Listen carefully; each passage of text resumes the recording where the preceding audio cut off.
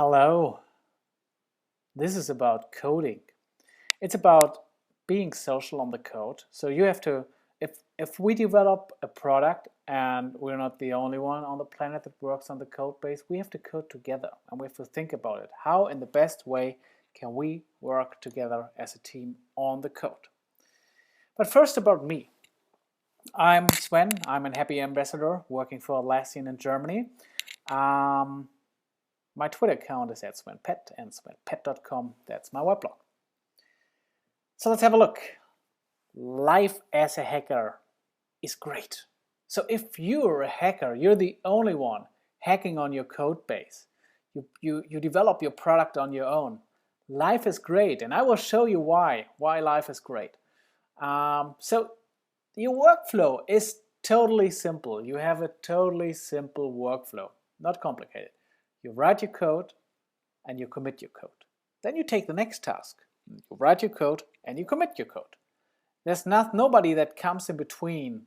So it's just you working on the code base. Then you have simple dependencies. Very, very simple dependencies. You write your code, you break your code. And if you break your code, I mean, you're not stupid. You're running unit tests on your code. So if you're doing something wrong and you break a unit test, well, it just stops you. So what? I mean, really, you can go to bed and fix the code next morning or fix it after the next task. Whatever, it's your code. You don't stop anybody else. You just stops you from working, if stopping you at all. I mean, and then you fix the code at one state.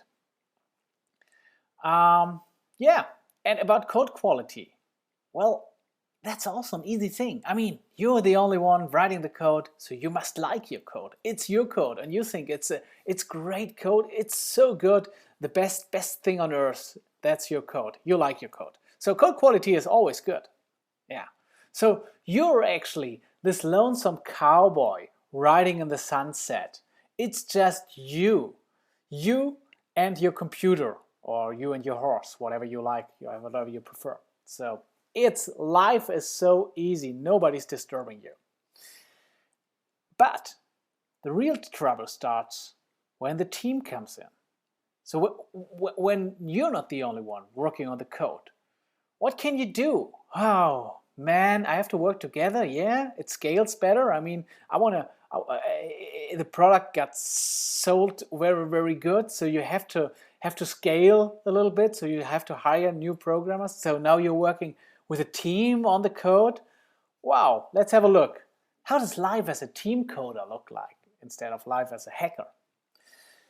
Well, the workflow is a little bit more complicated. You have multiple changes. You write your code and you're not just committing your code. Well, that's the best solution is, of course, just committing the code. But you merge the code. You merge the code together. And sometimes you get merge conflicts. So somebody else has changed something about the code you changed. So you have to change your code in order to merge it in the right way, to make the code make sense. So you have multiple changes. It's a little bit more complicated. And you're gonna rely on each other. You write the code, and if you break the code, it's not only just stopping you, well, it fucking stops the whole team. So really, if somebody commits new code, nobody knows if this code will also break things, because it's already broken. The build is already broken, so it stops the team from doing. So actually what you have to do is to fix code fast. You cannot wait. You have to, if you break the code, you have to fix it fast. Yeah, that's how it goes. And let's have a look at the code quality. Code quality, also here, you write the code and you need to review the code. So a lot of people are working on the code base, so you want to get that reviewed. And then you get a lot of opinions. Well, it's better if you do this and do this. So you get a lot of opinions around how the code should be looking better. Well, in a nutshell, it's not just your code anymore. It's your team's code. Everybody's owning the code.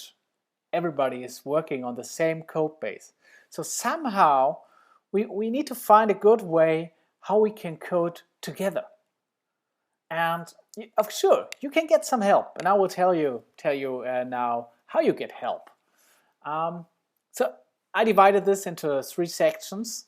So one section is we actually have to bring the code from multiple places together in the one and only master branch or a trunk or whatever you call this. One really where the truth lies, where you get deploy your product from. So you have to bring your code together.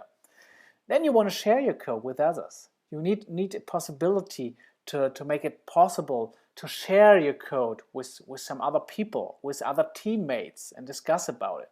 And then you probably also want to protect your code against interns who committing code just on your master branch. You don't want to do that. So let's talk about this later. But let's start with bringing the code together. We want to bring the code together.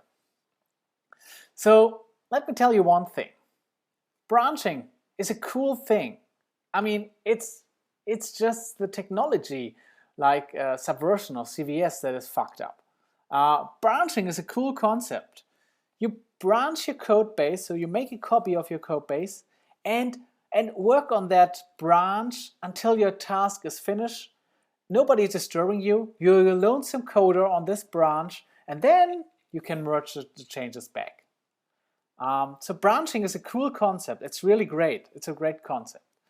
So the trouble starts actually when your branching looks like this, and if you branch and you merge, and in between somebody else has branched and he has to merge back, but now you have changed the code and he has to merge somehow, and that's what we saw in the last years as the merge hell.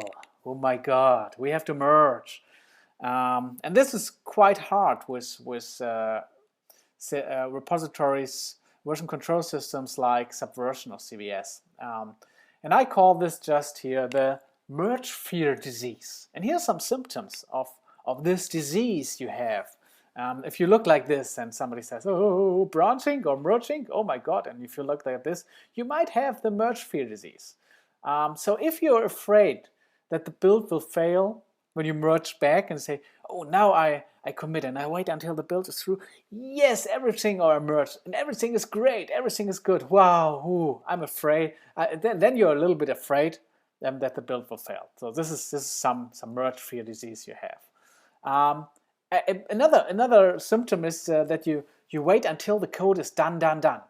You don't want to merge back because you could break things, or you could get into the merge hell, and then you work again, and then you merge again. You have to do it multiple steps, get into this merge hell. So you wait until your code is really done. But what happens then is another symptom of the merge fear disease. It's everybody stops to work until the merge is done. You know that? I mean, hands off the keyboard, guys. We have to merge a big branch into our master branch or main trunk. So nobody is allowed now to commit some changes until we resolved all these issues we have with this merging this big branch into our master. So how can we come over this merge fear disease? Well, as I said, branching is cool, and we should use branching, and we should use a branch for every task. Heavily branch, more heavily. So each task you have on your Scrum board, you should create a branch for that. And a branch should not live more than 2 days. Then you can overview the changes, and the merging is not that hard. If it's just a little change, just a task, the merging is not that hard. So 2 days approximately, then you should merge it back. This should be your maximum task size. So branches have a short life. That's one thing. And another thing is you should consider using DVCS, because DVCS rocks really with merging. It's baked into this version control systems like Git and Mercurial. And that's not the only advantage you get when using DVCS. It's not just the merging experience is much better in this version control system. There are many other things, like you can work on planes because you have the whole history here. All the stuff you can do. So you get another lot of benefits with that. But another merge fear disease was a symptom of this merge fear disease was, will the build fail if I merge now? And I've done it a lot of time where I said, okay, I'm just merging in now. I'm just merging the code, and then the build runs. I said, oh, hopefully it runs through, and said, yay, it runs, great. But this shouldn't come as a surprise. You shouldn't really stop the rest of the team just by hoping that the build will fail and by just thinking, I'm pretty confident that the build will not fail. You should find out before you merge back your code. So let's have a look at what we have at Atlassian. So we're using Bamboo, our continuous integration servers, to continuously run builds on our branches.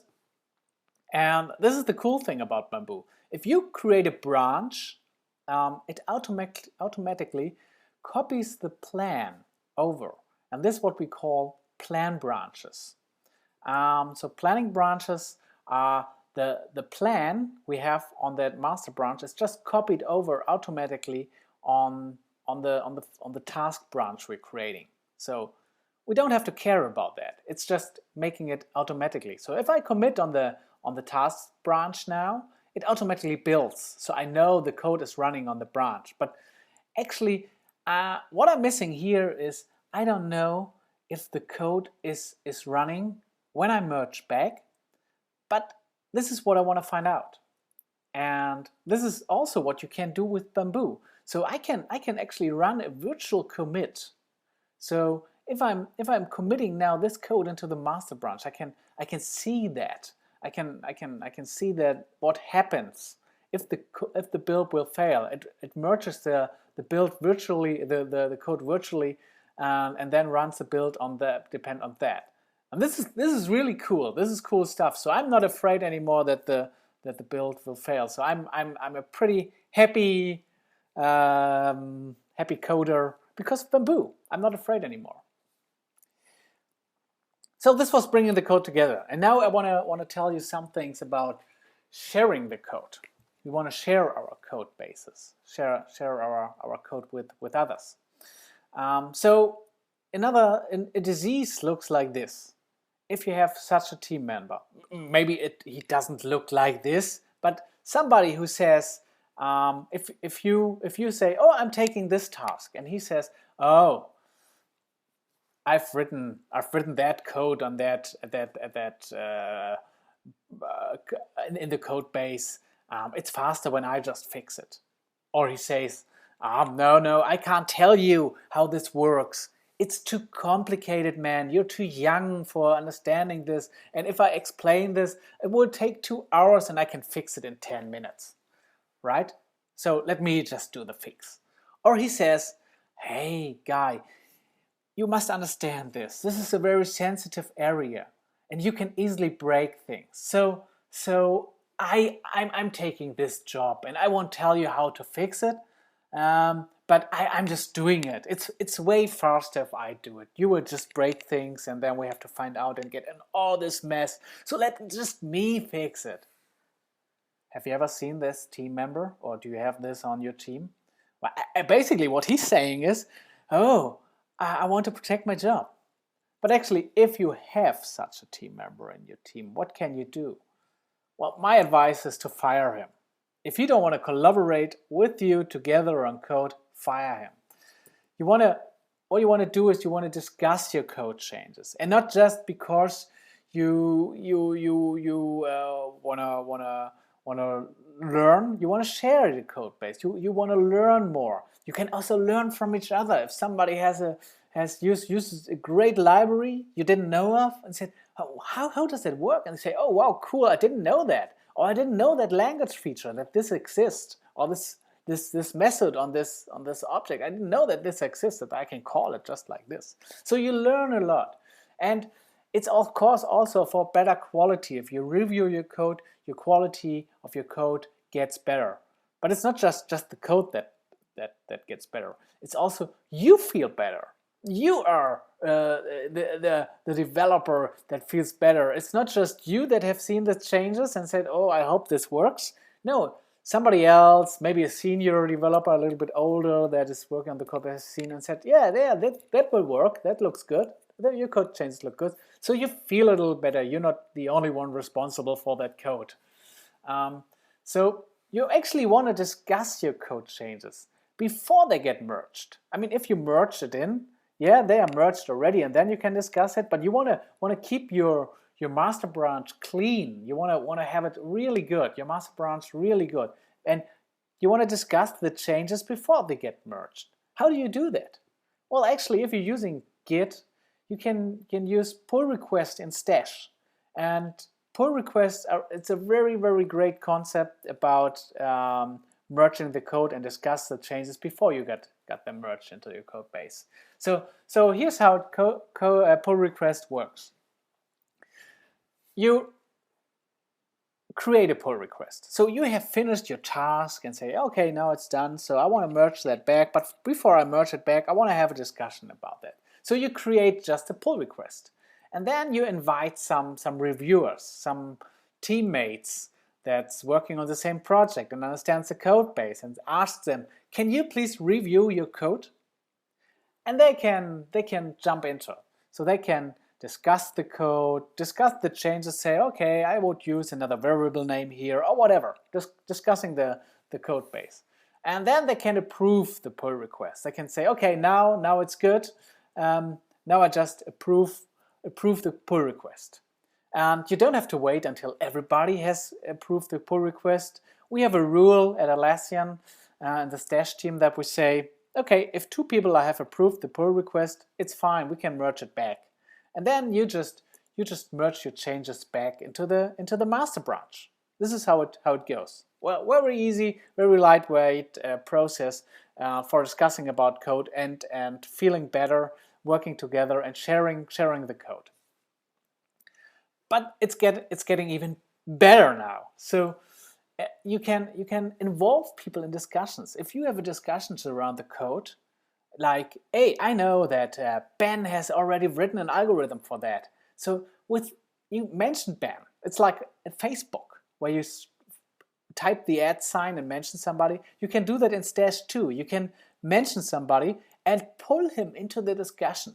So Ben gets now a notification and says, okay, here's somebody mentioned you on a pull request. And Ben can jump in and say, oh yeah, you can just call this function. You don't have to rewrite that. So you can delete your own implementation of that function. So it's very great to collaborate on code that way with Stash and pull requests. Very cool. Okay, it's time for a demo. So let's have a look at Stash and see how pull request works. So the author of a code change creates a pull request by just pushing the button.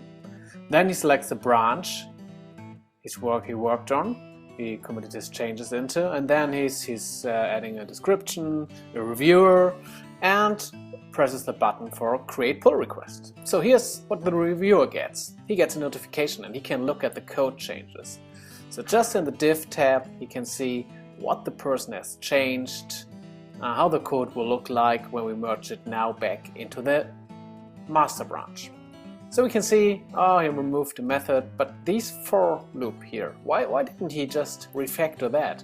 So we can add a comment, so why don't you use the for each loop here, so comment, and then the author gets a notification and he can jump into the code, change it, use the cool refactoring features. So here he uses the for each loop, change the variables, and then he jumps, of course, into source tree to stage the changes and commits the changes and pushes this back to the branch.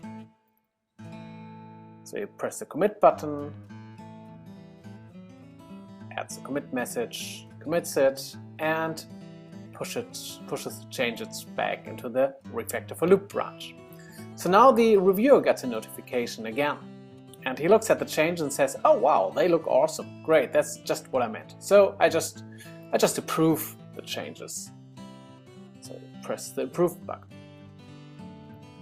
And now the author of the code gets a notification and he looks at, okay, the code is now approved, great, I can merge it back. So I merge the changes back into the master branch. Cool, just press the merge button and we're done. Okay, back. Share and collaborate on code is great. So sharing your code and collaborating together on the code, that is great. And actually sharing and collaborating on code should also be easy and fast. It shouldn't be really big process and heavyweight. It should be fast. You want to develop fast and easy. That's our goal at Atlassian, that we move things forward fast and in an easy way. No complicated. So what you want to aim for is a simple workflow, just a simple workflow. And this is a simple workflow I just showed you.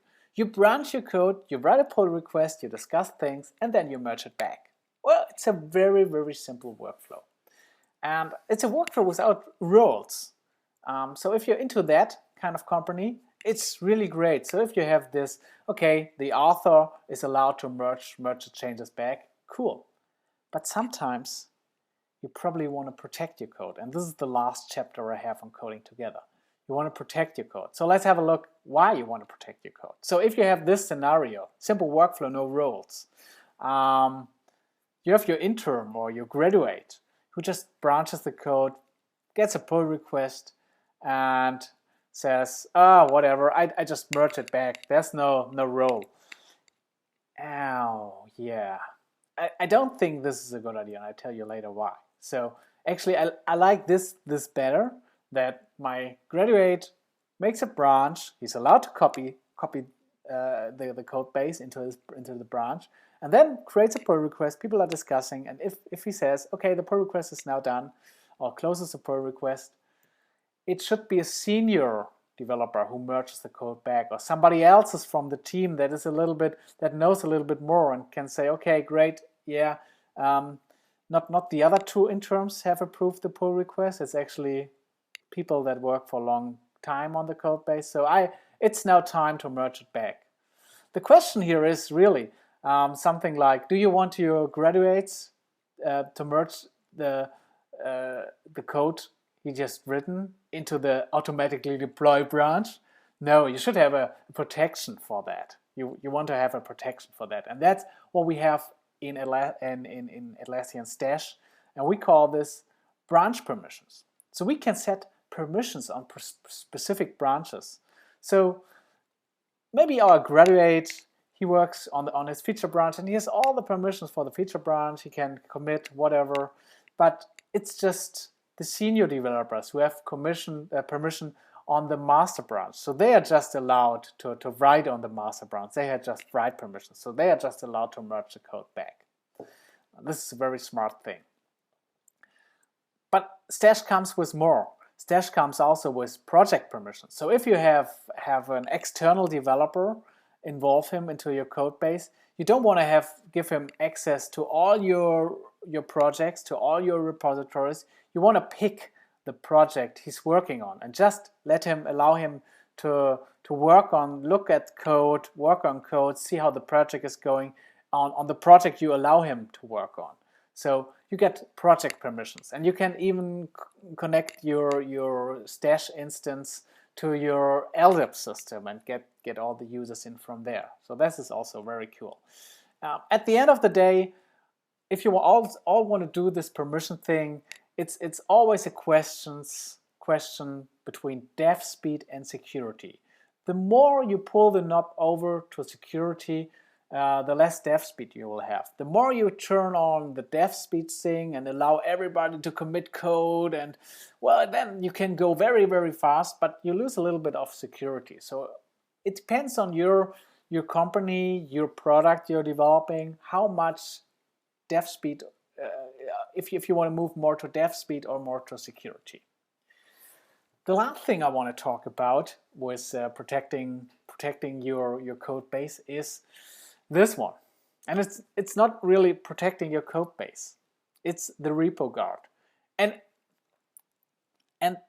if you get your Git repositories hosted by your IT, sometimes you don't get permissions to create a repo on your servers, on your Git repositories, because it's the IT that is owning your servers. So actually be aware of the repo guard if you have such a pattern or anti-pattern in your company. You should be aware of the repo guard.